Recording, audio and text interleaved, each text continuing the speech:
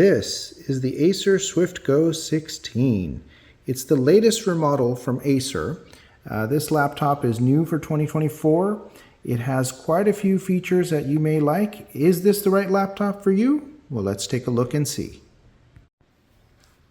As I mentioned, this is the latest edition of the Swift Go. It features the Intel Core 9 Ultra processor with the Arc GPU. Now, one thing to note is when you buy the Core 9 Ultra or the Core 7 or even the Core 5 Ultra processors, make sure you get one that has the designation of H. Those are the higher performing processors. The ones with the U are the power saving processors. So those do not have the built or the integrated GPU with it. So the performance difference is pretty significant. Now, I got this from Costco.com for $8.99. There currently is a promotion where there's $100 off. So this is $7.99 from Costco.com, which is a bargain considering the specs. So once again, the Core 9 Ultra, it's not the fastest processor when compared to some of the other GPUs, but I think it strikes a very good balance between processing power, GPU power, as well as battery life. Now this model, like I said, is the 16-inch. It is the version that has the normal LCD, IPS LCD monitor. It is 1920 by 1200 resolution. It does have 32 gigabytes of RAM and a 1 terabyte hard drive, all for, like I said, $8.99 at Costco. Now others that I've looked into from LG and some of the other brands like HP, they tend to have either less RAM or a slower processor for about the same price. Anything with these specs is going to run you a couple $100 more, so this is a great bargain right now. But does this really hold up? I mean, there's more to a laptop than just a processor and a screen. You got to see how it works and how it functions. So is this the right one for you? Well, let's take a look. Looking at the outside of the laptop with the lid closed, you're going to see it's just a basic gray slab. Now, one thing that Acer has done, they've actually put a chrome strip. I'm not sure if you can see it very clearly, but there's a chrome strip running all across the laptop. And you can see the Acer logo as well. But that chrome strip really kind of brightens things up and makes this look a lot more premium. Now, another thing to keep in mind, this is an all aluminum laptop. So it's fairly lightweight, less than 4 pounds. So it's pretty easy to carry on the go. Now, moving on to the side of this, on the left side, you're going to notice here 2 USB-C ports, an HDMI, and a legacy USB port. Now, there are only two USB-C ports. One of them is required to plug in, so when you want to power this up using an outlet. So that does cut down on your ports available, of course. On the right side of the laptop, we see here a micro SD slot along with another USB port and a headphone jack right in the middle. The last port, that's not really a port, that's a Kensington lock slot, so you can actually lock this to a desk if need be. Also of note, they do have these small little LED lights over on the side here. I don't know why laptop manufacturers insist on putting these lights on the side. It serves absolutely no purpose. You are never going to be able to see these unless you're sticking your head on the side of this laptop, but it would be a lot better if they were to put this up on top and make it visible. At the bottom of this laptop, there's nothing too much to write home about. The bottom is the intake grill, as you can see in the back. The sides over here do have the speaker grills. Both sides are downward firing. Speakers aren't the greatest quality, but they will work out for most people. I think it'll be fine. If you want to fill up a room with sound, these are not going to do it for you. So keep that in mind. The speaker quality is okay, acceptable, but not the greatest. Now, as we open this laptop up, you can actually do this with one hand, which is great. And there's a little raise section here, but you will see the screen. Now, one thing to keep in mind here with this laptop, if you look here, the screen actually, let me see if I can turn this so you can see it better. The screen actually comes down a little bit lower. So that causes the laptop to go up at an angle. This is great because it actually raises the fans underneath, so the intake is not blocked. And the other benefit of this is that the keyboard angle improves dramatically. So that's something that Acer has done very well. The keyboard on this is pretty much a full-size keyboard with a numeric keypad located on the side here. The keys are kind of small on the keypad, but they work well. It's far better than having the keys just on top. The function keys are also a little bit small, but you find that a lot on most of these laptops.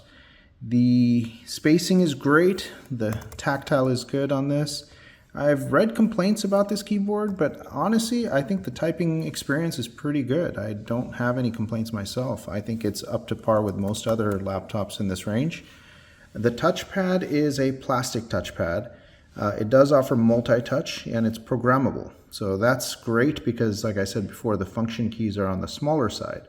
So what I've done is I've actually programmed some of the media controls on this. So like 3 fingers up will be volume up, 3 fingers down to lower the volume, 3 fingers to the right to skip a track, and 3 fingers to the left to go back a track. So when you can program it like that, I think it makes life much easier. You don't have to hunt for the function keys, for those specific functions. Another thing to note is that the keyboard is backlit with 2 levels of backlighting. Not the brightest backlighting out there, but more than enough for dim light usage. The power button located here does have a fingerprint reader, and it works really well. So as soon as you just lightly touch on it, it will open the laptop, and that functions very, very well. Easy to program, easy to use, no complaints there. The screen on this laptop is a 16-inch IPS LCD. This is not the OLED version. The OLED version, of course, is going to be a lot more expensive. Now, what that means for the average user, of course, the colors are not going to be as bright. The blacks will not be as dark. I'm going to be honest with you. I think for most people, this screen is more than sufficient. The brightness is rated at 350 nits. So I think for most people, that's plenty. It does have a matte finish, which cuts down on the clarity a little bit. Is it terrible? No. I've seen a lot worse. Is it the best screen out there? Of course not. But it will be very good for, I think, most uses. The average user is going to find this to be bright enough for even usage in a brightly lit room. If you're looking for like an HD screen that will blow, people away when you're looking at it, that's not this one. But again, it'll work really well for most people, and I think for video editing and photos, it's going to be great. The only drawback, the color accuracy is noticeably weak. The colors are a little bit punchier than you would expect. A little bit off, if you ask me, but nothing really that would deter most people if you're looking at photos. But if you're a photo professional and you need color accuracy, this will not be the one for you. They do have another version with the OLED display, and I hear that that's very good. But I think at this price point, it is great. So how is this in day-to-day use? To be honest with you, the size and the weight are excellent. It's very easy to carry, very easy to kind of get onto the keyboard and start typing right away. You don't have to do a whole lot of finger placement. Of course, it did take a little bit of time compared to my old laptop, but you can definitely feel the keys where your finger should be placed. The touch screen on this, I forgot to mention it. This is a touch screen. It works really well. The benefit of having a matte screen is that you will not get fingerprints on this at all. So you lose a little bit of clarity compared to a screen that has a glossy finish. But the benefit is, you don't have to clean the screen all the time. And I think that's a great trade-off. It's bright enough, and it works out really good for battery life. I've tried this out a couple of times. I've gotten about 10 hours of mixed usage. That was with just a lot of browser tabs open, some video playback on YouTube, that sort of thing. And brightness was set to, I think, 2 levels below full brightness. So with that, I was able to get almost 10 hours, which I think is great for a 16-inch laptop with a processor that this one has. The other thing is the 32 gigabytes of RAM. They're more than sufficient. Actually very nice to have because you can pretty much throw anything at this and it will handle it with no problem at all. I've had multiple tabs, multiple programs running. Even right now I've got DaVinci Resolve, I've got Chrome, I've got a lot of things working on this in the background. The fans aren't even on, so it doesn't break a sweat at all and no lag time whatsoever. Moving on to the camera and microphone arrangement here, You can see the webcam here. It is on the top. There is a little lock switch here that allows you to hide it, which is great. The microphones are up there as well. Now, one thing that I really like, the camera has AI built in. And what that means is you can use background blur and some effects pretty much with any app. It's actually in the camera, so you don't need a specific app to do it.